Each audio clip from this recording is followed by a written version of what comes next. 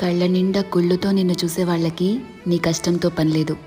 మనసు నిండా ప్రేమతో నిన్ను చూసే వాళ్ళకి నీ లోపాలతో పనిలేదు. కడుపు నిండా ద్వేషంతో నిన్ను చూసే వాళ్ళకి నీ మంచితనంతో పనిలేదు. గుండె నిండా అభిమానంతో నిన్ను చూసే వాళ్ళకి నీ తప్పొప్పులతో పనిలేదు. రక్తం నిండా కోపంతో నిన్ను చూసే వాళ్ళకి నీ పశ్చాత్తాపంతో పనిలేదు. వీళ్లే కాదు, నీ చుట్టూ ఉన్న ఇంకో 100 మంది నిన్ను 100 రకాలుగా చూడొచ్చు. వాళ్ళందరూ వాళ్ళ లోపల ఉన్న ఎమోషన్తోనే నిన్ను చూస్తారు. నిన్ను నిన్నుగా చూడగలిగేది ఆ పైవాడి తర్వాత నువ్వు మాత్రమే.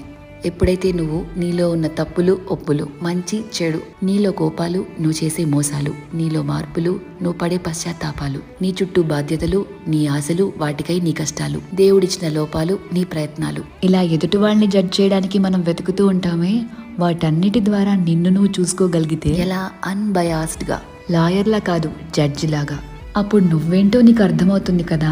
అదే సెల్ఫ్ అవేర్నెస్ అంటే.